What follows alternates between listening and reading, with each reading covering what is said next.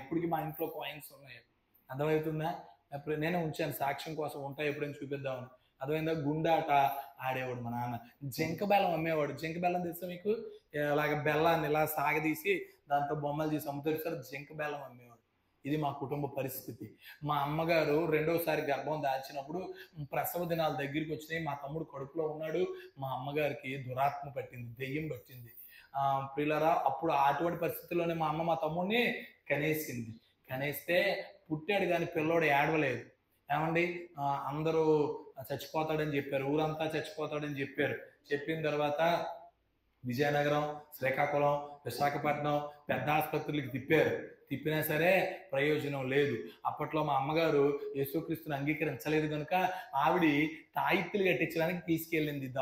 దాసురాండ్రు అనబడిన వారు ఉండేవారు. వాళ్ళ దగ్గరికి మంత్రిని చెప్తారు, తాయిత్తు కట్టడానికి తీసుకెళ్ళలేదు. అర్థమైంది? తీసుకెళ్ళింది. ఇందాక నేను వస్తున్నప్పుడు కూడా దారిలో నేను బోర్డు చూశాను, ఎక్కడ మంత్రించిన తాయిత్తులు అమ్మబడును అని. నేను ఇప్పుడే బోర్డు చూశాను. నేను, మీరెవరు వెళ్ళకండే, ఆ తాయిత్తుల కంటే గొప్ప దేవుడు మన దగ్గర ఉన్నాడు. దేవుడికి స్తోత్రం, హల్లెలూయా. అయితే ప్రియులారా, అక్కడికి వెళ్ళింది, అయినా మా తమ్ముడు ఏడవలేదు, చచ్చిపోతాడన్నారు. అప్పటికి 2 వారాలు బట్టి ఒక పాస్టర్ గారు మా ఊరు వస్తున్నారు, యేసుక్రీస్తు గురించి చెప్తున్నారు. మా అమ్మకి ఆశ కలిగింది, ఈ పాస్టర్ గారి దగ్గర తీసుకెళ్ళి మా అబ్బాయికి ప్రార్థన చేయిస్తే బతుకుతాడేమో అని ఆశ కలిగింది. వెళ్ళి ప్రార్థన చేయించింది. పిల్లలు మీరు నమ్మండి, వెంటనే మా తమ్ముడు ఏడ్చాడండి. దేవుడికి స్తోత్రం, హల్లెలూయా. అప్పుడు నా కుటుంబం, నా తల్లి, మా బంధువులు అనేక మంది యేసుక్రీస్తుని అంగీకరించారు. ఆ తర్వాత మాది చెప్పాను కదా పల్లెటూరు, పల్లెటూరు. మాకు సరైన అప్పుడు కరువు దినాలు, మా నాన్నగారి సరైన వ్యాపారం లేక విజయవాడ మేము వలస వెళ్ళిపోయాం. విజయవాడ పటమటి సెంటర్, జ్యోతి విద్యాలయం వీధి మా ఇల్లు, పక్కనే యాదవుల బజారు మా స్కూలు. వీళ్ళరా, అక్కడ మా నాన్నగారు ఏం చేసేవారంటే 3 చక్రాల రిక్షా బండి మీద ఉల్లిపాయల వ్యాపారం చేసేవాడు మా నాన్న. అమ్మ, సీఎం గారు రాలేదు, మీరందరూ నా వైపు చూడండి, ఎందుకు అంత వెనక్కి వెళ్తున్నారు? వినండి.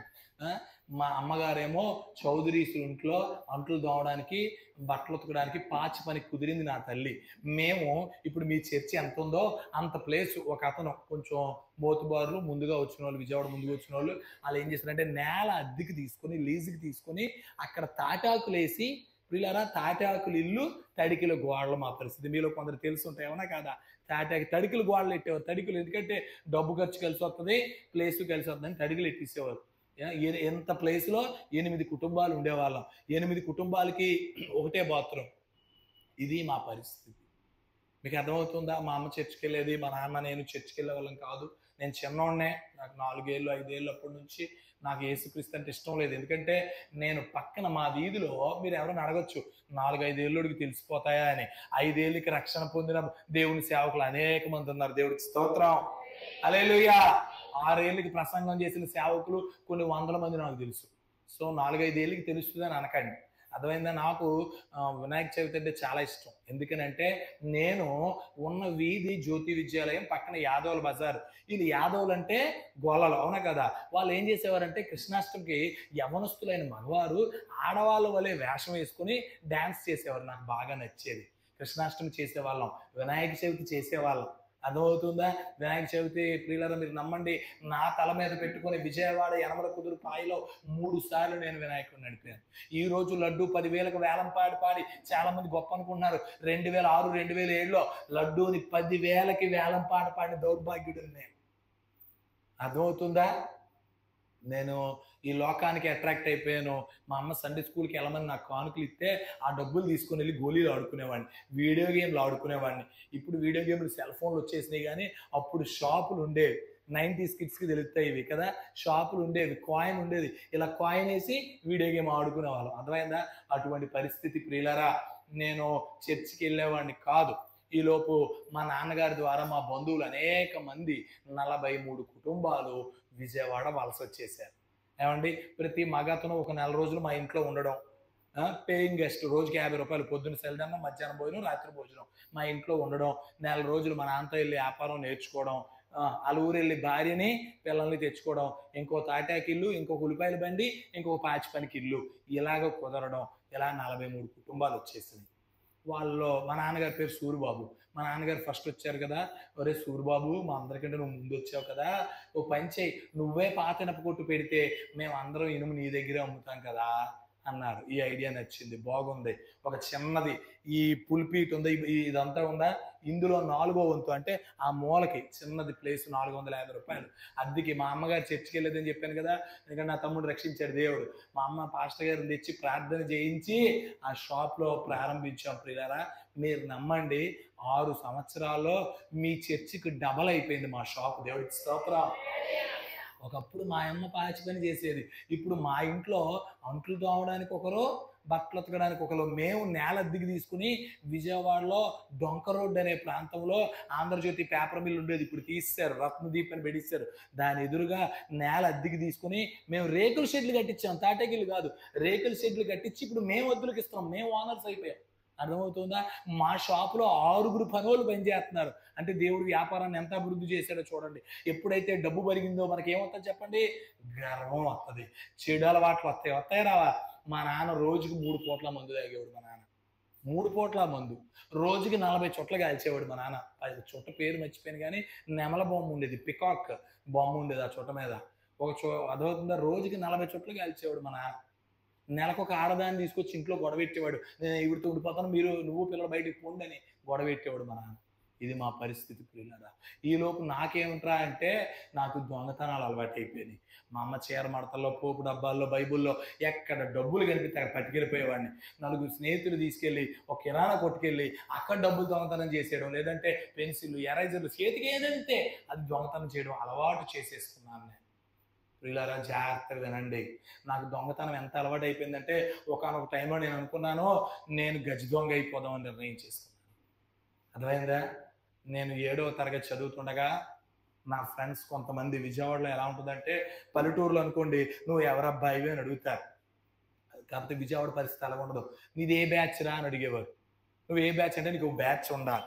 నేను 7వ తరగతి చదువుతుండగా నా బ్యాచ్ ఎవడరా అంటే ఇది చదువుకున్న వాళ్ళు కాదు, టాపీ పని చేసుకున్నాడు, హోటల్లో పని చేసుకున్నాడు, ఇలాంటి వాళ్ళు అందరూ. ఎందుకంటే వీళ్ళే కదా అన్నిటికి పనికొస్తారు. ఏమండి వాళ్ళు అనుకున్నారు, వాళ్ళందరూ నా మీద 8-9 సంవత్సరాలు పెద్ద. వాళ్ళు అనుకున్నారు, ఒరే సీనుగాడికి దొంగతనం అలవాటు, వీడికి మందు అలవాటు చేస్తే మనకి ఇప్పిస్తాడరా అని చెప్పి 7వ తరగతి వయసులో నాకు మందు అలవాటు చేశారండి. నాకు మందు ఎంత అలవాటు అయిపోయిందంటే నేను ఇంట్లో డబ్బులు దొంగతనం చేస్తున్నానని మా అమ్మ ఎందుకంటే కొట్టు దగ్గర మా నాన్న పరిస్థితి బాగాలేదు, తాగేసి ఉన్నాడు, వ్యాపారం పాడైపోద్దని మా అమ్మ వ్యాపారంకి వెళ్ళిపోయింది. ఎందుకంటే 6 పనులు అంటే చిన్న వ్యాపారమా, ఖాళీ లేకుండా జరుగుద్ది, అవునా కాదా? అంత వ్యాపారం కనుక మా అమ్మ కూడా షాప్కి వెళ్ళిపోయేది. ఏమంటే ఇంటి దగ్గర నేనేం చేస్తున్నాను, వస్తువులు దొంగతనం చేస్తున్నాను, డబ్బులు దొంగతనం చేస్తానని ఇంటికి తాళం వేసేసి అన్నం బయట పెట్టేది మా అమ్మ నాకు. అర్థమైందా? అయితే నాకు తాగడానికి డబ్బులు లేకపోతే మా ఇంటి పక్కనే మాకు ఇంకో 2 గదులు పెట్టుకున్నాం మేము. ఎందుకనంటే ఒకేసారి అమ్మితే ఎత్తడి, అల్యూమినియం, రాగి ఇవన్నీ ఒకసారి అమ్మితే డబ్బులు ఎక్కువ కనిపిస్తాయని చెప్పి పెద్ద పెద్ద బోరెల్లో దాచేవారు. నేను తాగడానికి డబ్బులు లేకపోతే ఆ రాగి వైరు చుట్టి జోబులో పెట్టుకుని వేరే ఇనప కొట్లో అమ్మేసి ఆ డబ్బులతో మందు తాగేసిన దౌర్భాగ్యుడు. 7వ తరగతి పిల్లడు తాగెత్తే ఇదేం సినిమాలో దొరకకుండా తిరగడానికి స్కూల్లోనూ ఇంట్లోనూ దొరికిపోయాను.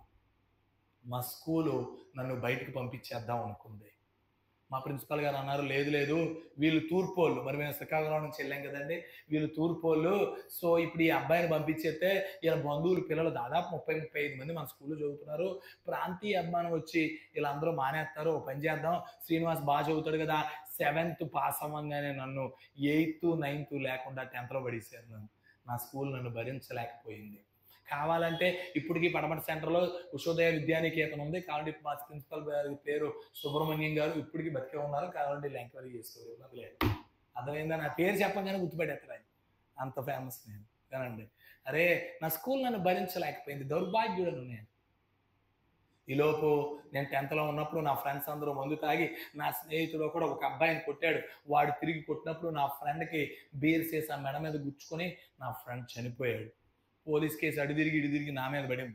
వాడు A1గా ఉన్నాడు చంపినోడు, నన్ను A2గా పెట్టారు. ఎందుకంటే వీళ్ళందరూ ఎవడరా మీ లీడర్ అంటే శ్రీనివాసే మా లీడరు, అంతే కదా, ఎవడు డబ్బులు ఇస్తే ఆడే లీడరు, ఎవడు గొడవలకు ముందెళ్తే ఆడే లీడరు, అవునా కదా? మనం లీడర్ అనగానే మన భుజాలు గజ్జాలు అయిపోతాయి. ఈ డ్వాక్రా ప్రెసిడెంట్లు కూడా ఏదో అమెరికా ప్రెసిడెంట్ ఫీలింగ్ ఇస్తుంటారు.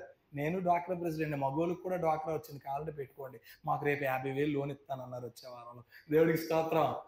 నిజంగానే కావాలంటే ఎంకరేజ్ చేయండి, ఉన్నాయి డ్వాక్రా మగోళ్ళకి కూడా వచ్చేసింది సరే ఆలకించండి ఒకసారి, విషయం చెప్తున్నాను మీకు, అర్థమవుతుందా? డాక్టర్ ప్రెసిడెంట్లు ఎలా ఫీల్ అవుతారు ఇప్పుడు? America president. నేను కూడా అరే శ్రీనివాస్ లీడర్ అనగానే ఇలాగ అయిపోయేవాడిని. అర్థమైందా? వీళ్ళరా పోలీస్ కేసు అయింది, తీసుకెళ్లారు. అయితే ఎవరు చచ్చిపోయాడు? వాళ్ళ ఇంట్లో వాళ్ళు, ఈ అబ్బాయి మా అబ్బాయి ఫ్రెండ్స్ అండి, ఈ అబ్బాయి చంపలేదు, అక్కడే ఉన్నాడని చెప్తే ఊరుకుంటారా? అబ్బాయి మీరు తప్పదు ఒక 50,000 కట్టాలి అని అంటే, మా నాన్న అన్నాడు, నువ్వు ఎలా తెచ్చుకుంటావు డబ్బులు నాకు తెలీదు, నీ డబ్బులు నువ్వు కట్టుకో, బయటికి తీసుకురావడం వరకే నా పని, 50,000 వాళ్ళు ఇచ్చిన టైంలో కట్టే అని అన్నప్పుడు, విజయవాడ యనమల కుదురు చివర రామలింగేశ్వర నగరం ఉంటుంది, ఇప్పుడు బాగా ఫేమస్ అవుతుంది. కానీ నేను చెప్పేది 2006, 2007 పరిస్థితి. పిల్లరా ఎవరైనా అర్ధరాత్రి 10 రాత్రి 10 తర్వాత ఒంటరిగా బండి మీద వస్తే, సార్ లిఫ్ట్ ఇవ్వండి అని బండి ఆపేవాడిని రోడ్డు మీద నుంచొని. నా ఫ్రెండ్స్ నలుగురు దూరంగా ఉండేవారు చీకట్లో. ఎప్పుడైతే ఒంటరిగా అతను బండి ఆపంగానే అతన్ని కొట్టి డబ్బులు లాక్కుని పారిపోయిన దౌర్భాగ్యుడు. మా నాన్నగారి పోలీస్ కేసు గొడవలు ఇవన్నీ చూసి, ఒరే నువ్వు ఇక్కడ ఉంటే పాడైపోతున్నావు, రాజమండ్రి వెళ్ళిపో, మీ మామయ్య గారి దగ్గర ఉండు, మా చెల్లి ఉంది రాజమండ్రిలో, మీ మేనత్త వాళ్ళ ఇంటికి వెళ్ళిపో అని చెప్పి అన్నప్పుడు నన్ను రాజమండ్రి పంపించేశారు. నాకు మా మేనత్త భర్త అంటే భయం. ఎందుకనంటే, 1 అతను ధనవంతుడు, 2 పాస్టర్ గారు, 3 మేనత్త భర్త. అవునా కదా? నాకు అతనంటే చాలా భయం. సరే నేను వచ్చాను. వాళ్ళు అప్పటికి 5 అన్నదమ్ములు, ఒక అతను వేరే చోట ఉంటున్నాడు, 4 అన్నదమ్ములు కలిసే ఉండేవారు వాళ్ళు. ఆ 4 అన్నదమ్ములు షాప్ పెట్టుకోవడానికి మొదటగా మా మామయ్య, పెద్ద మామయ్య గారు కూడా ఎప్పుడు సాక్ష్యం చెప్పిన పెద్దరాజు గారు, మీ మధ్యలోకి వచ్చారు కదా పెద్దరాజు గారు, కన్నా గారు మా మామయ్య గారు, పెద్దరాజు గారు మా పెద్ద మామయ్య గారు. మా మామయ్య గారు ఎప్పుడు సాక్ష్యం చెప్పినా చెప్తారు, మేము షాపు తీసుకోవడానికి మాకు ఎవ్వరూ తెలియనప్పుడు మాకు మధ్యుండి సంతకం పెట్టింది, హామీ ఇచ్చింది అబ్రహాం గారే అని చెప్తాడు ఆయన. అర్థమవుతుందా? సరే వినండి, ఈ రోజు అంటే కోటీశ్వర్లు అయిపోయారు, కానీ ఏమీ లేని నాడు ఈయన సంతకం పెట్టాడు నమ్మి. స్తోత్రం. అయితే అప్పుడు ఇలారా నేను వాళ్ళ ఇంటికి వచ్చాను. అప్పట్లో వాళ్ళు 4 అన్నదమ్ములు, అందరు కలిపే ఉండేవారు. వాళ్ళ ఇంట్లో పనోళ్ళు కూడా పైన వాళ్ళకి రూమ్ ఇచ్చారు. పనోళ్ళకి నాకు ఆ రూమ్ లో ఉండమన్నారు. ఇంచుమించు రోజుకు ఒక 20 నుండి 28 మంది పైన మేము భోజనం చేసేవాళ్ళం. ఒకే చోట భోజనం. మామయ్య గారు ఇంటి మీద ఆశపడి ఏసీ చర్చి కట్టుకున్నాడు. మా మామయ్య గారు ఏమనేవాడంటే, ఒరే నీకు ఏది కావాలన్నా కొంటాను కానీ రూపాయి కూడా ఇవ్వననేవాడు. మీకు చెప్పాను నాకు మంది ఎంత అలవాటో, నాకేం చేయాలో అర్థమయ్యేది కాదు. అయితే మా మామయ్య గారి బంధువులు అబ్బాయి ఒకడు నేనంటే బాగా ఇష్టం. అతను ఏం చేసేవాడంటే, నేను శ్రీనివాసు ఎప్పుడు విజయవాడ నుంచి వచ్చినా నాకు డబ్బులు ఇప్పించి, నేను విజయవాడ నుంచి వచ్చేటప్పుడు ఫుల్ డబ్బులు తెచ్చుకునేవాడిని. మేమిద్దరం కలిపి సినిమాలకు తిరిగేవాళ్ళం. ఈడు నాకు ఇప్పిస్తాడు కదా, తమ్ముడికి నేను ఇప్పిద్దామని వారానికి ఒకసారి అతను నాకు మందు ఇప్పించేవాడు. నేను మందు తాగి 28 మధ్యలో భోజనం చేసి, నా భార్య వచ్చింది పాస్టమ్ గారు, మా బావమరిది వీళ్ళ చిన్నోళ్ళు, అప్పుడు వీళ్ళిద్దరి దగ్గరికి వెళ్ళి నోరు వాసన వస్తుందా అని అడిగి ఊది వాసన రావట్లేదు వీళ్ళిద్దరు కన్ఫర్మేషన్ ఇచ్చాక భోజనం చేసి చర్చిలో పడుకున్న దౌర్భాగ్యుడు నేను. తాగి చర్చిలో పడుకున్న దౌర్భాగ్యుడు నేను. ఈలోపు మా నాన్నగారు కొనకూడని కరెంట్ సామాన్లు, రైల్వే వస్తువులు కొన్నారు. మా నాన్నగారిని అరెస్ట్ చేశారు.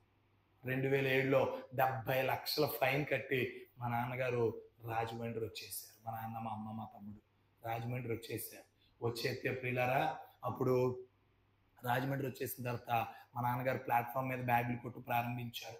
నాకు ఇప్పుడు ఫ్రీడమ్ వచ్చింది. ఎందుకు?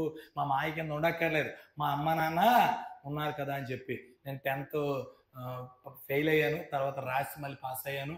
రాజమండ్రి గవర్నమెంట్ జూనియర్ కాలేజీలో నేను జాయిన్ అయ్యాను. మా క్లాస్ టీచర్ నాగేశ్వరరావు గారు కొట్టి క్లాస్లో నుండి బయటకు వచ్చిన దౌర్భాగ్యుడని నేను. తాగి ఆయన ఉంటే క్లాస్కి వెళ్ళి లేట్ అవుతున్నాను గొడవ పడితే ఆయన క్లాస్లో ఇలాగ నెట్టేసి అక్కడ నుంచి బయటకు వచ్చేసిన దౌర్భాగ్యుడు నేను. నా స్నేహితులు 3 కలిసి ఒక అమ్మాయిని కాకినాడ బీచ్కి తీసుకెళ్ళి అసభ్యంగా ప్రవర్తించేదంతా సెల్ ఫోన్లో రికార్డింగ్ తీసుకొని ఇంటికి వచ్చా. మా మామయ్య గారి మరదలో ఒక ఆవిడ చూసి ఆ వీడియో చూసి, చూడండి బావగారు వీడు చెడిపోతున్నాడు అని చెప్తే, నన్ను కొట్టి కేరళ బైబుల్ ట్రైనింగ్కి వెళ్ళిపో అన్నాడు మా మామయ్య. నాకు నవ్వొచ్చింది. ఎందుకు? ఎప్పుడు చర్చికి వెళ్ళను నేను. ఆ ఎల్ఈఎఫ్కి వెళ్ళేవాడిని గూడ్స్ గేట్ దగ్గర. షడ్రగ్ గారు వాక్యం చెప్పేవారు. ఆ సెట్ ఉండేది, కాంగ్ సెట్ అండి, అది ఆ కాంగ్ సెట్ కింద కూర్చొని ఫోన్లో గేమ్స్ ఆడుకునేవాడిని సేవకుడు వాక్యం చెప్తే. అలాంటి నేను పాస్టర్ అవడం ఏంటి? 36 మంది స్నేహితులు వచ్చారు రైల్వే స్టేషన్కి నన్ను పంపించడానికి. నన్ను పంపించిన ఆయన పేరు సుధాకర్ గారు. కాకినాడ దగ్గర అచ్యుతాపురం ఆయన ఊరు. ఆయన అనుకున్నాడట, ఈ అబ్బాయి ఖచ్చితంగా పారిపోయి ఇచ్చేస్తాడు అనుకున్నాడు. నేను కూడా పారిపోయి ఇచ్చేద్దామని నేను వెళ్ళాను. నేను నా ఫ్రెండ్స్ అందరూ చెప్పాను, రే ఒక వారం కేరళ చూస్తాను రా, ఎవడో చచ్చిపోయాడు అబద్ధం ఆడి వచ్చేస్తాను రా అని వెళ్ళాను. వెళ్ళాను, అదే ఉద్దేశంతో వెళ్ళాను. అక్కడికి వెళ్ళిన తర్వాత దేవుని సేవకుడు రోమా పత్రికలో నుండి వాక్యం మాట్లాడుతూ ఉన్నాడు. అప్పుడు నాకు అర్థమైంది, నేను చేసినవన్నీ పాపం. తాగాను, తిరిగాను, గొడవలు పడ్డాను, అబద్ధాలు ఆడాను, బూతు మాట్లాడాను, వ్యభిచరించాను, గొడవలకు వెళ్ళాను, ఇవన్నీ కూడా పాపం. విగ్రహారాధన చేశాను. నేను చచ్చిపోతే నరకానికి వెళ్తాను, నాకు ఒక రక్షకుడు కావాలి, అతడు నజరేయుడైన యేసు అని నా అంతటి నేను తెలుసుకున్నానండి. దేవుడికి స్తోత్రం. హల్లెలూయా. అతన్ని నా అంతటి నేను సొంత రక్షకుడిగా అంగీకరించాను. మా మామయ్య గారి పాస్టర్నో వాళ్ళ అన్నయ్య గారి పాస్టర్నో నేను యేసుని అంగీకరించలేదు. నా అంతటి నాకు సత్యం అర్థమయ్యింది. మేము ముగ్గురు వెళ్ళాం ఇక్కడ నుంచి బైబిల్ ట్రైనింగ్కి. అర్థమవుతుందా? మిగతా ఇద్దరు ఉంటారు. శ్రీనివాస్ పారిపోతాడు అనుకున్నాడు. అతను ఫోన్ చేసి అనేవాడు, మణిరత్నం బాగున్నాడా, సమర్పణ బాబు బాగున్నాడా, శ్రీనివాస్ ఉన్నాడా అని అడిగేవాడు. ఎందుకు? పారిపోయాడు. కానీ మీరు నమ్మండి, ఉంటారనుకున్న ఇద్దరు పారిపోయారు. పారిపోతాడు అనుకున్న శ్రీనివాసు 3 సంవత్సరాలు బైబిల్ ట్రైనింగ్ కంప్లీట్ చేశారు. దేవుడికి స్తోత్రం. 19 మంది యవనస్తులు బైబిల్ ట్రైనింగ్కి పంపించానండి. 2295 ఊర్లు, ఏజెన్సీలు, నక్సల్ ఏరియాలు సువార్త చేసాం. రోజుకి 8 కిలోమీటర్లు, 12 కిలోమీటర్లు, 18 కిలోమీటర్లు, 28 కిలోమీటర్లు, 40 కిలోమీటర్లు నడుచుకుంటూ కొండలెక్కి దేవుని సువార్త పరిచర్య చేశానండి. 3 సార్లు నక్సల్స్ని ముఖాముఖిగా చూశానండి. 7 సార్లు. 3 సార్లు ఇవాళతో మన జీవితం అయిపోయింది, చచ్చిపోతాం అని అనుకున్న మరణాపాయం దాకా వెళ్ళి దేవుడు వెనక్కి తీసుకొచ్చాడండి. 2 సార్లు, ఒకసారి దవడ మీద, ఒకసారి వీటి మీద యేసుక్రీస్తుని ప్రకటించినందుకు కొట్టబడ్డానండి. మ్యారేజ్ లైసెన్స్ తీసుకున్నాను, 18 పెళ్లిళ్ళు చేశాను. దేవుడికి స్తోత్రం. హల్లెలూయా. దేవుని పరిచర్య కొరకు 14 ఏళ్ళు ప్రార్థన చేసాం. మొన్నే రీసెంట్ గా 50 సెంట్లు, అరెకరం స్థలం కొనుక్కున్నాం దేవుడి మందిరం కోసం. దేవుడికి స్తోత్రం. హల్లెలూయా. ఇవంతా ఎందుకు చెప్తున్నానో తెలుసా? ఒకప్పుడు నేను ఆతురత పడేవాడిని, కానీ యేసు దగ్గరకు వచ్చాక దేవుడు కార్యాలు చూడడం ప్రారంభించాను నేను. దేవుడికి స్తోత్రం. హల్లెలూయా. అర్థమవుతుందా? నా మాటలు ఆలకిస్తున్న వారులారా జాగ్రత్తగా వినండి. నేను 3వ సంవత్సరం బైబిల్ ట్రైనింగ్ అవుతూ ఉండగా, నా ఫ్రెండ్స్ అందరూ చూస్తూ ఉండగా, నేను అక్కడ ఉన్న చిన్న చెరువులో స్నానంకి దిగాను. నేను సాయంత్రం వేళ స్నానంకి దిగితే నాకు ఈత బాగా వచ్చు. ఎందుకంటే అక్కడ కృష్ణానది ఉంది, ఇక్కడికి వచ్చాక గోదావరి ఉంది. నేను ఈత బాగా నేర్చుకున్నాను. కరాటే నేర్చుకున్నాను నేను. అర్థమవుతుందా? నేను గుర్రపు స్వారీ నేర్చుకున్నాను. కార్ డ్రైవింగ్ వచ్చు నాకు. ఎందుకంటే చెప్పాను కదా, నేను ఏమైపోవాలి, పెద్ద గజ్జి దొంగ అయిపోవాలి, ఎవరికి దొరకకూడదు అనుకున్నాను. సరే ఈత వచ్చాను, సగం దూరం ఈదాను. ఈదిన తర్వాత నేను అలిసిపోయాను, నీటిలో మునిగిపోతున్నాను, ముందుకు వెళ్ళలేకపోతుంటే నేను ఏం చేశానంటే, అతి తెలివితేటలు కదా మనం. ఏం చేశానంటే, నేను హైట్ ఉన్నాను కదా, ఇది ఎంతో పెద్ద లోతు ఉండదు, చెరువే కదా, లోతు ఉండదు, మునిగిపోదాం. మునిగిపోయి కింద నేల తగులుతుంది, ఇలా తందాం, తన్ని ఇలా ఎదరకొద్దాం, ఇలా కాదు ఇలా వద్దాం, మళ్ళీ మునుగుదాం, మళ్ళీ ఇలా తందాం, ఇలా ముందుకు వెళ్ళిపోదాం అన్న ఆలోచన చేసి నేను మునిగాను. నేను మునిగితే నాకు కింద ఇసుక తగలలేదు, బురద తగిలింది. అంటే నాకు అర్థమైంది, అది ఊపి. కిందేముంది? అది క్వారీ ప్రాంతం. క్వారీ రాళ్ళు పేల్చి తీసేసిన చోట నీళ్ళు వచ్చినాయి. అంటే అది చాలా ప్రాబ్లమేటిక్ ఏరియా. ఎవడు రాడు. సాయంత్రం 7 అయిపోతుంది, 6:30 అయిపోయింది, చీకటికి. క్రిస్మస్ టైం అంటే చీకటి, అసలు అడవి ప్రాంతం. నా ఫ్రెండ్స్ అందరూ అరుస్తున్నారు, నాకు తెలుస్తుంది. 19 సంవత్సరాల వయసు నాకు. నా చేయి పైకెత్తాను, దేవా చిన్న వయసులో చచ్చిపోతున్నానయ్యా. ఎందుకంటే నేను నీళ్ళు తాగేస్తాను, నాకు తెలుసు నేను నీళ్ళు తాగితే చచ్చిపోతానని. చేయి పైకెత్తాను, దేవా చిన్న వయసులో చచ్చిపోతానని, ప్రభువా నన్ను రక్షించాను. ఒక్క మాట ప్రార్థన చేసి నేను మునిగిపోయానండి. మీరు నమ్మండి, ఎవరో 2 స్నేహితులు ఏమండి మాట్లాడుకోకూడదు, పుట్టినరోజు సరదాగా మాట్లాడుకోవడానికి వచ్చారు. 2 గజేతగాళ్ళు. దేవుడి ప్రణాళిక చూడండి, దూకి నన్ను బయటికి తీశారు. దేవుడికి స్తోత్రం. హల్లెలూయా. దేవుడు నన్ను రక్షించుకున్నాడు. ఆ రోజు నిర్ణయించుకున్నాను, చచ్చినా బ్రతికినా క్రీస్తు కొరకే బ్రతకాలని నిర్ణయించుకున్నాను ప్రియులారా. ఆ తర్వాత నేను 3 సంవత్సరాలు బైబిల్ ట్రైనింగ్ అయిన తర్వాత, నేను ట్రైనింగ్లో ఉంటున్నప్పుడు కూడా మా నాన్నగారు ఫోన్ చేసేవారు. మా నాన్నగారు రక్షణ పొందలేదు. మా నాన్నగారు ఫోన్ చేసి, ఏం పాస్టర్ ట్రైనింగ్ అవుతావు, ఏం డబ్బులు వస్తాయి, ఇక్కడికి వచ్చేదని పని చేసుకుని డబ్బులు సంపాదించాను ఇప్పుడు మా నాన్న. నేను 2 ఏళ్ళు ఏడ్చాను, ప్రభువా మా నాన్న మారాలి, తాగుడు వదలాలి. మీరు నమ్ముతారా ప్రియులారా? ఆంధ్ర వచ్చి నా సాక్ష్యం చెప్పాను. నా సాక్ష్యం విని మా నాన్న బాప్తిసం తీసుకున్నాడు. దేవుడికి స్తోత్రం. హల్లెలూయా. అంత తాగుబోతూ, అంత గొడవల మనిషి, రోజుకు ఒకరితో గొడవపడే వ్యక్తి ఇవాళ మా అబ్బాయికి 7 సంవత్సరాలు, ఆడి చేతిలో కూడా మోసపోయేంత అమాయకుడు అయిపోయాడండి. దేవుడికి స్తోత్రం. అర్థమవుతుందా? దేవుడు నా కుటుంబాన్ని, నా తండ్రిని, మమ్మల్ని మార్చాడు ప్రియులారా. ఈ 7 సంవత్సరాలు రాజమండ్రిలో సొంత ఇల్లు ప్రభువా అని మేము ప్రార్థన చేసాం. బాలాజీపేటలో 11 లక్షలకి ఇల్లు బేరం అయిపోయి 10,000 అడ్వాన్స్ ఇచ్చేసి రిజిస్ట్రేషన్కి వెళ్ళిన తర్వాత ఆడేమంటాడంటే తనఖా రిజిస్ట్రేషన్ చేస్తాను, ఫుల్ రిజిస్ట్రేషన్ చేయనని గొడవెట్టాడు. ఏడుస్తూ ఇంటికి వచ్చాం, అయ్యో సొంత ఇల్లు రాలేదా అని. స్టేడియం రోడ్లో, స్టేడియం అంటే రాజమండ్రి గుండు మొక్క, స్టేడియం రోడ్లో పెద్ద వీధి, ఏమండి అటొక కారు ఇటొక కారు పెట్టుకున్న మధ్యలో లారీ వెళ్ళిపోద్ది. అలాంటి వీధిలో అందరూ సెంటిమెంట్లుగా వదిలేశారు, ఈ ఇంట్లో ఎవడెళ్ళినా నాశనం అయిపోతున్నారని. 50 లక్షలు విలువైన ఇల్లు, 2 అంతస్తుల మేడ, 82 గజాలు, అందరూ వదిలేస్తే 21 లక్షలు కొనుక్కున్నాం మేము. 50 లక్షల ఇల్లు అందరూ వదిలేస్తే 21 లక్షలు కొనుక్కున్నాం. రిజిస్ట్రేషన్ 23 లక్షలు అయింది, బాగు చేయించుకుంటే 25 లక్షలు అయింది. ఆ ఇంట్లోకి వెళ్ళాక నాకు పెళ్ళయింది. నెల రోజులు తిరగకుండా నాకు ఏమైంది? పెళ్ళయింది. కరెక్ట్గా నాకు సంవత్సరంలో కొడుకు పుట్టాడు. ఏమంటే తర్వాత ఇంకొక అబ్బాయి పుట్టాడు. మెయిన్ రోడ్లో షాప్ పెట్టాం. ప్రియులారా 3 స్థలాలు కొనుక్కున్నాం. అందులోకి వెళ్ళాక అభివృద్ధి చెందాం. దేవుడికి స్తోత్రం. మన దేవుడు మన పక్షమునుండగా నువ్వు చూసే ముహూర్తాలు, నువ్వు చూసే సెంటిమెంట్లు, ఈశాన్యం అక్కడ నొక్కింది, ఇక్కడ పెరిగింది, ఏమీ మనకు పనిచేయవు. ఎందుకంటే మన దగ్గర సృష్టికర్త ఉన్నాడు. దేవుడికి స్తోత్రం. మొన్న తమ్ముడు మా చర్చిలో వాక్యం చెప్పాడు. ఆ మాట నాకు బాగా నచ్చింది. ఏం చెప్పాడో తెలుసా? యేసయ్య స్వస్థపరచాలి అనుకుంటే బెతస్తా కోనేటి దగ్గర 38 ఏళ్ళుగా పడున్నోడు, ఆడు ఏం కావాలనుకున్నాడు? స్వస్థత కావాలి. అవునా కాదా? ఆడికి ఏం కావాలి? యేసయ్య అరే నీకు నువ్వు స్వస్థపడగోరుచున్నావా అన్నప్పుడు ఆడు ఏమన్నాడు చెప్పండి? నాకు దించడానికి ఎవడు లేదా అన్నాడు. ఆడేమనాలి? అవునయ్యా నాకు స్వస్థత కావాలనాలి. అవునా కాదా? ఇదేమన్నాడు? నన్ను దించేవాడు. మీకు విషయం చెప్పమంటారా? యేసయ్య అద్భుతం చేయాలనుకుంటే ఇది నీరక్కర్లేదు, దోతక్కర్లేదు, తిప్పక్కర్లేదు, ఒక్క మాట సెలవిస్తే అద్భుతం జరుగుతుందండి. హల్లెలూయా. అర్థమవుతుందా? దేవుడు ఒక అద్భుతం అనేక విషయాలు మా జీవితాల్లో చేసుకొచ్చాడు ప్రియులారా. నా పెద్ద కొడుకు నిజంగా అబ్బాయి పుడితప్పుడు 6 కంప్లైంట్స్తో పుట్టాడు. అబ్నార్మల్. నా పెద్ద అబ్బాయి, వాడికి మాటలు రావు. ఇప్పుడు 10 ఏళ్ళు, వాడికి మాటలు రావు. దేవుడు కృప, ప్రార్థన, అందరి ప్రార్థన.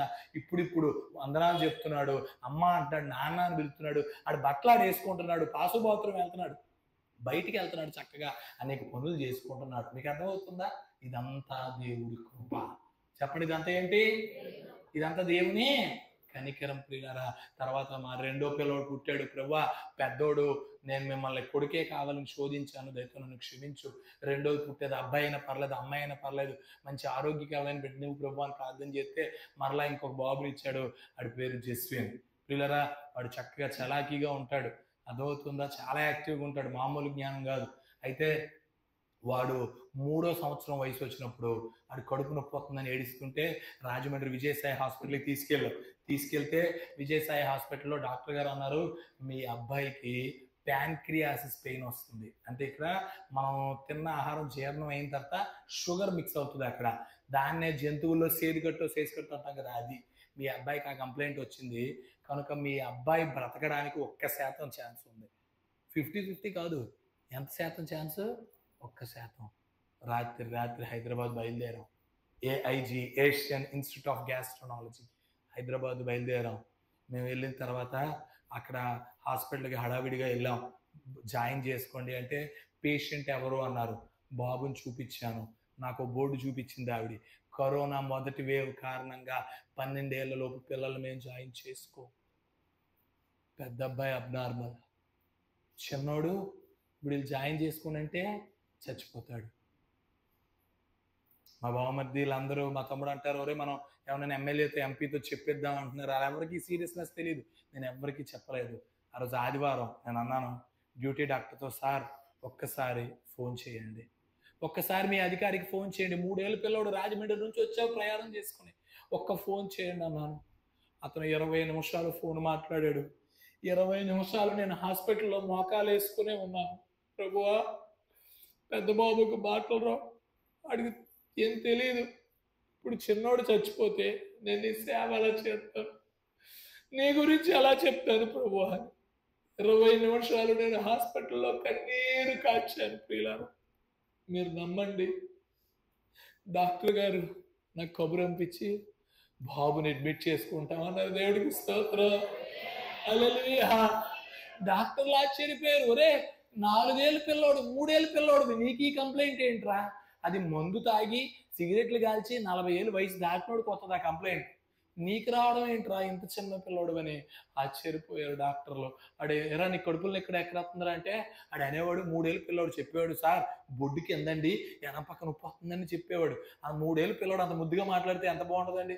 ఒరే ఇంత బాగా మాట్లాడుతున్నావు నీకు ఈ కంప్లైంట్ రావడం ఏంట్రా అని ఆశ్చర్యపోయారు. ప్రియులారా వినండి జాగ్రత్తగా. నేను 5 లక్షలు క్యాష్ పట్టుకెళ్ళాను.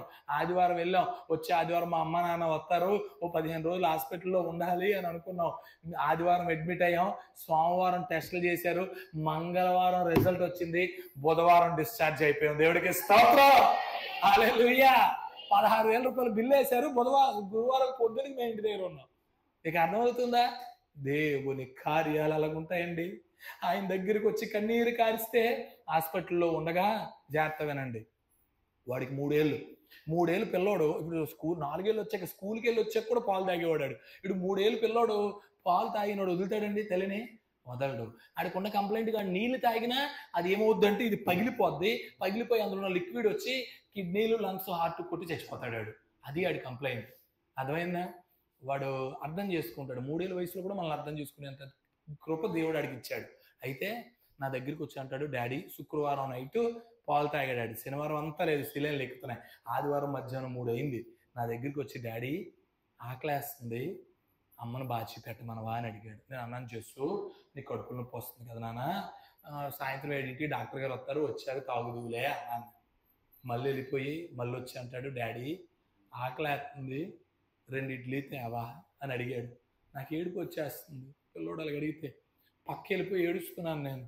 మళ్ళీ నా దగ్గరికి వచ్చాడు, డాడీ ఆకలేస్తుందని చెప్తే అర్థం కాదు, 2 బిస్కెట్లు అయినా తేడాడి నాకు ఆకలేస్తుంది అన్నాడు. నేను అనుకున్నాను, ప్రభువా వీడు ఆకలితో చచ్చిపోయే కంటే ఏదైనా తిని చచ్చిపోవడం నాకు మంచిది ప్రభు అని చెప్పి కిందకెళ్ళి ప్రియులారా ఇడ్లీలు బిస్కెట్లు కొని తెచ్చాను. తినేనాయన అని ఇచ్చేసాను. నా భార్యకి చెప్పాను పెట్టే అమ్మా అని.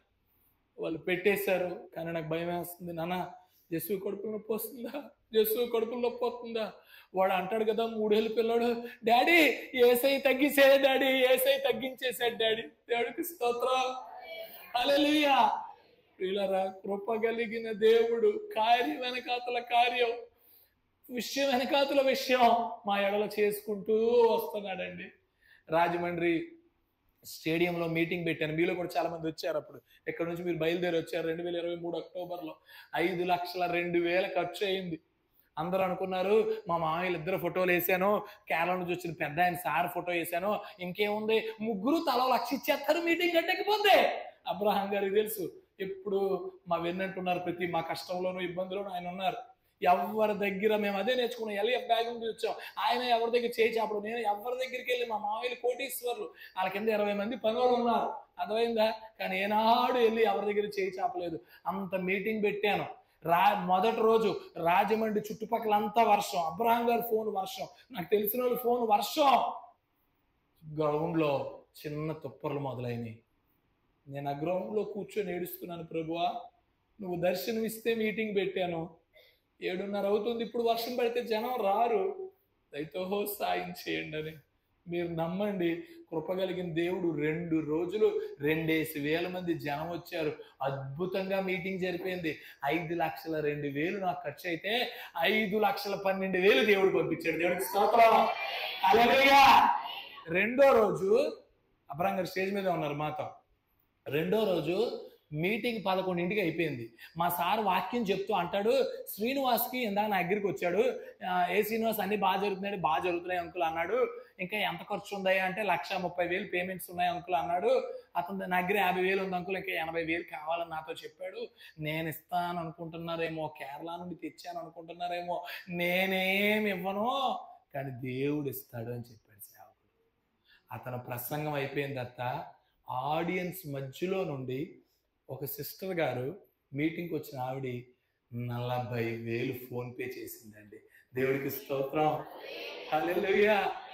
ఆవిడెవరో నేను వెళ్ళి ఆవిడని అడగలేదు, ఏమండి ఆవిడ కూడా మొన్న నేను ఆవిడకి ప్రెగ్నెంట్ పాప పుట్టింది, నేను పాస్టమ్మ గారు వెళ్ళి పలకరిస్తుంటే ఆ రోజు మొన్న ఈ వారంలో చెప్తుంది ఆవిడ సాక్ష్యం. ఆవిడ అకౌంట్లో రూపాయి బిల్లలేదంట. ఆవిడది గవర్నమెంట్ జాబ్, సెంట్రల్ గవర్నమెంట్. ఏమంటే భర్త ఉంచట్లేదు, తాగుబోతు అయిపోయాడని అకౌంట్లో ఉంచట్లేదట. ఫ్రెండ్స్కి ఫోన్ చేసిందంట, ఇదిగో నేను మీటింగ్లో ఉన్నాను, నాకు 20,000 పంపించి 20,000 పంపించని నలుగురు ఫ్రెండ్స్ని అడిగితే ఇద్దరు ఫ్రెండ్స్ 20,000 పంపించారంట. ఆ 40,000 పంపించేసింది. ఆవిడ అంటారు కదా, పాస్టర్ గారు మిగతా ఇద్దరు పంపించలేదండి, పంపించుంటే ఆ డబ్బులు కూడా పంపించేద్దునండి అంటుంది. దేవుడికి స్తోత్రం. మిరాకిల్ ఆఫ్టర్ మిరాకిల్, అద్భుతం వెనకాతల అద్భుతం. 34 ఏళ్ళ వయసు, 30 సంవత్సరాలు నా భార్య వయసు.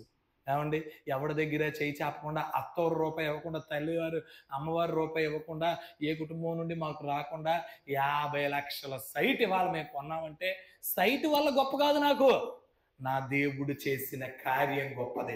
దేవుడికి స్తోత్రం. హల్లెలూయా. కనుక నా మాట ఆలకిస్తున్న వారులారా, ఇక్కడ కూర్చున్న సంగమా, మైక్ ద్వారా వింటున్న వారులారా, ఈ రాత్రి ఒక సత్యాన్ని తెలుసుకోండి. అదేంటో తెలుసా?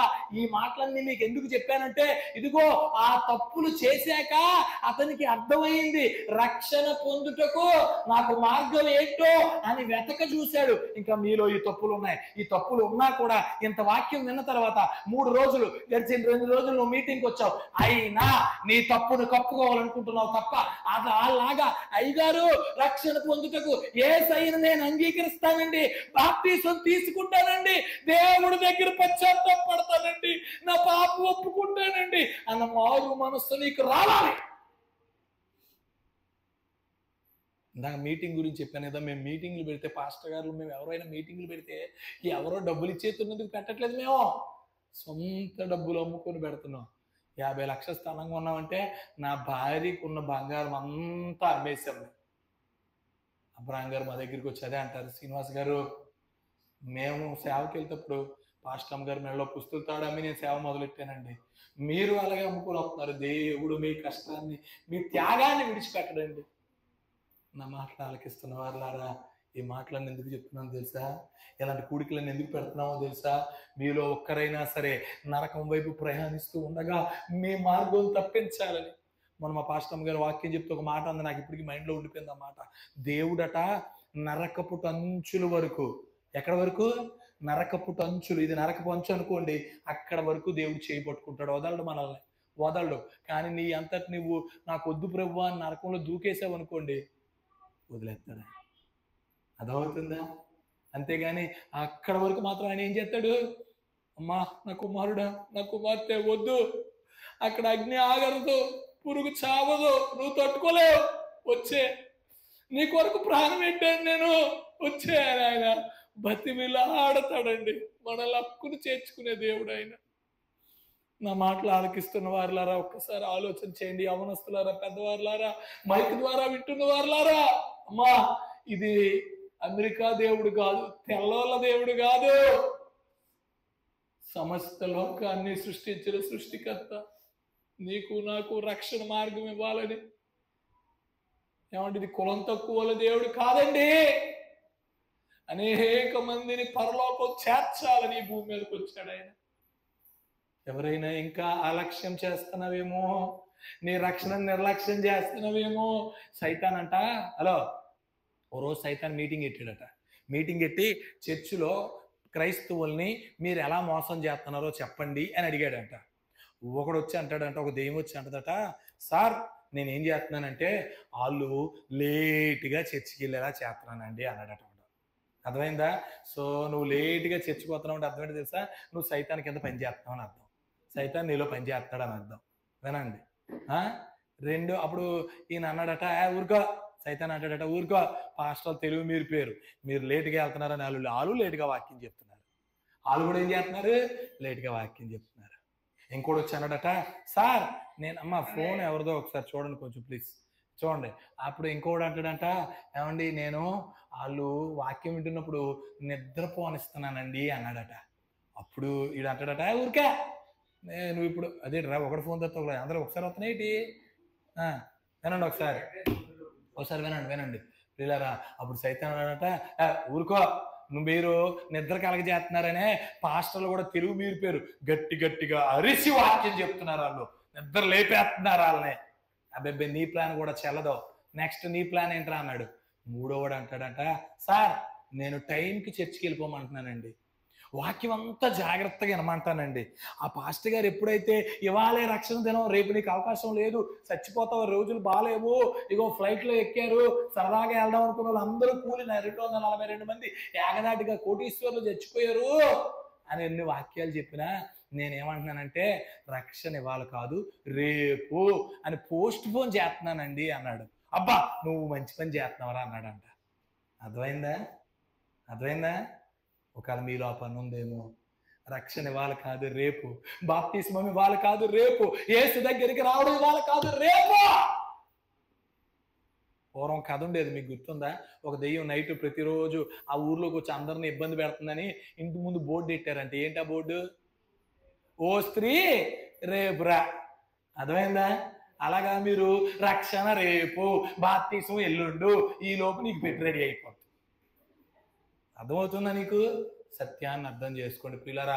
బైబిల్ చెప్తోంది ఇదే రక్షణ దినము, ఇదే అనుకూల సమయము. అవకాశం ఉంటుండగానే, దీపం ఉంటుండగానే ఇల్లు చక్కబెట్టుకోవాలి, ప్రాణం ఉంటుండగానే పశ్చాత్తాపడాలి. ఇక్కడ కూర్చున్న వారులారా, మైక్ ద్వారా ఉంటున్న వారులారా, వస్తావా ఈరోజు యేసయ్య దగ్గరికి? వస్తావా ఆయన దగ్గరికి? నా బ్రతుకు బాగాలేదు, నాలో అబద్ధం ఉంది, మోసం ఉంది, దొంగతనం ఉంది, గర్వం ఉంది, ఇంకా నేను నరకం వైపు ప్రయాణిస్తూ ఉన్నాను, నా దేవా నాలో ఆజ్ఞాతిక్రమం ఉంది, ఆజ్ఞాతిక్రమించే పాపం ఉంది, నాలో అపార్థం చేసుకునే పాపం ఉంది, అపార్థాన్ని ప్రచురము చేసే పాపం నాలో ఉంది. నన్ను క్షమించయ్యా. నేనే అనేక మంది కుటుంబాల విషయాలు అనేక మందికి చెప్పి ఆ కుటుంబాలు చెడిపోవడానికి కారణం నేనే. నన్ను క్షమించు ప్రభువా అని పశ్చాత్తాపడదామా? ఆతురత పడ్డాడు అతను, ఆతురత పడిపోయాడు ఆ జైలు అధికారి. అయ్యో పారిపోయారనుకుని కత్తి తీసుకుని తాను చంపేసుకోవాలనుకున్న పరిస్థితి. సేవకుడు చెప్పిన ఒక మాట ఆగాడు, హలో ఆలోచించాడు, ఆచరించాడు. దేవుడికి స్తోత్రం. ఇవాళ ఆగవు. ఆ మధ్య ఎవడో సినిమా తీశాడు, T3. సినిమా పేరు ఏంటి తెలుసా? సినిమా పేరు T3 అంటే తిన్నామా, తొంగున్నామా, తిరిగామా. తిన్నామా మాట్లాడరేటండి, తొంగున్నామా, తిరిగామా. ఇవాళ క్రైస్తవులు V3 ఫాలో అవుతున్నారు.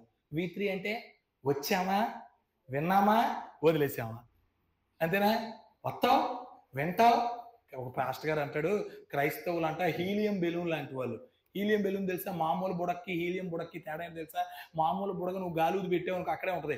ఈ హీలియం బుడక్కి గాలి కొడితే ఏమవుద్ది? పైకి ఎగిరిపోద్ది. క్రైస్తవులట హీలియం బెలూన్ లాంటి వాళ్ళట. ఇక్కడ ఉజ్జీవ కూడికల్లో, ఉపవాస కూడికల్లో, ఆదివారం ఆరాధనలో, క్రిస్మస్ ప్రసంగాల్లో ఒక వాక్యం విన్నప్పుడు ఇలా ఉబ్బిపోతారట.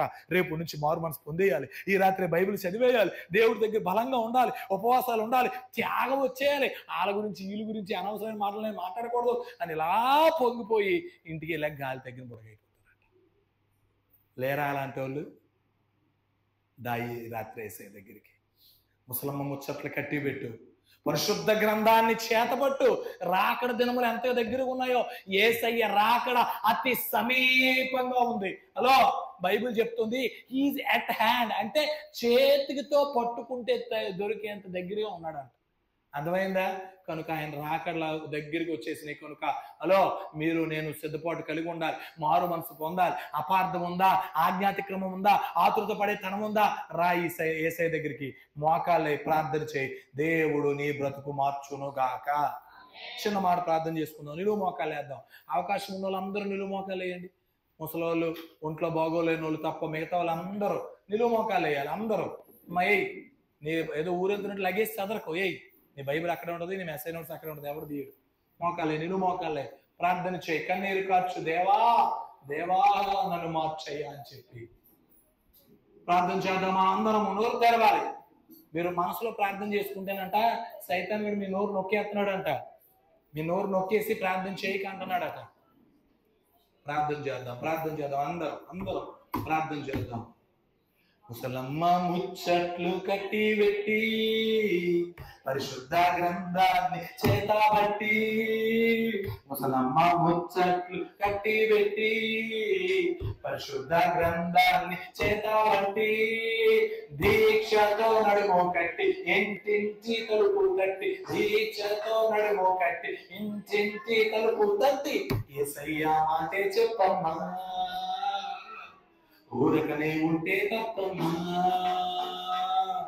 యేసయ్యా మాటే చెప్పమ్మా